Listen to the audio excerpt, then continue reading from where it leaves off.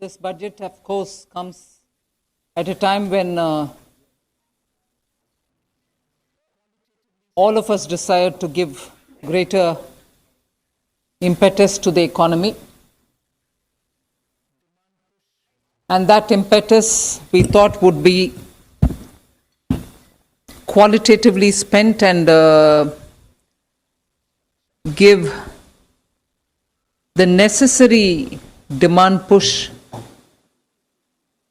if we choose to spend big on infrastructure. That is why, if there are two important features of this budget, it is that we chose to spend big on infrastructure, which spans across roads, bridges, ports, power generation, and so on.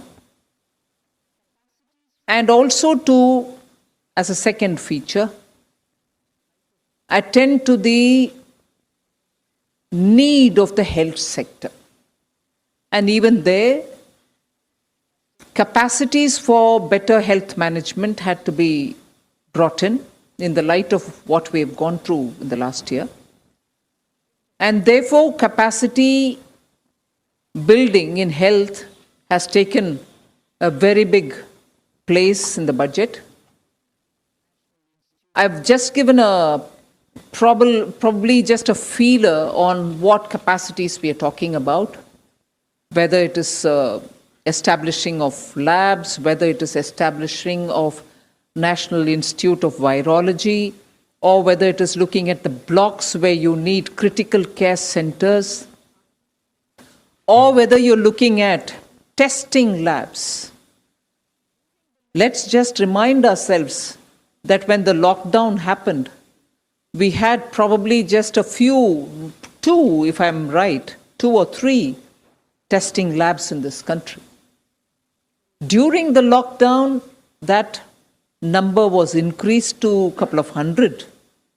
Now, therefore, one of the things that we've aimed here is testing labs, Institute of Virology, aspirational districts having better health care.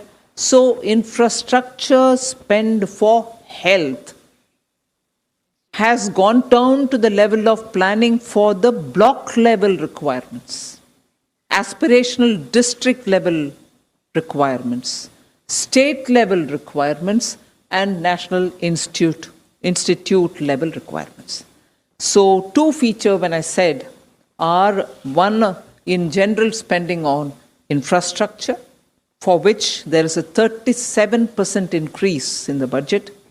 5,45,000 crores is what we are giving for this year. And health, it was also something which received something like 94,000 crores in BE of this year, has gone to 223 lakh crores. So you find big numbers in health, big numbers in infrastructure. But this doesn't really mean that we've ignored agriculture, where there too we have placed emphasis. I've increased, as I read it out in the budget, the allocation for NABARD for being able to send more credit through to the farmers. Agricultural infrastructure development cess is something which we are bringing in without on any one single item wherein we are putting the cess, the end consumer paying more than what he is paying today. It is just a restructuring we've done, for instance, of the basic customs duty, where it was, let us say, 12%, we brought it down to 7% and added possibly only 3% on the infrastructure development cess. End of the day, the consumer has ended up paying that much only or less. In no category has he ended up paying more after the agricultural infrastructure development cess. That we have done only because we wanted to be sure that in order to improve agricultural infrastructure, we have a dedicated amount coming out of the budget, rather than that going into the consolidated fund. It might still go, but we know what has got to be used for agricultural infrastructure. So if these are the kinds of things broadly we've done, equally important is the reform that we're bringing in the financial sectors. Disinvestment to continue, LIC to have IPO, insurance sector to have more in terms of opening up for 74% for FDI. These are very clearly steps, progressive steps in financial sector. Other than that, one major cry of all the banks have been the NPAs, for which we have been repeatedly giving capital infusion. In order that the bank books are cleared and cleaned up, we have come with an announcement of a formulation through which the NPAs will be culled out of the bank's books based on some formulation, not any discretion there. It goes to a holding company like structure, which after doing the necessary, sprucing up and also cleaning up and weeding out problems of that particular asset, will be through an open process, attract asset reconstruction companies which can come and bid for those assets.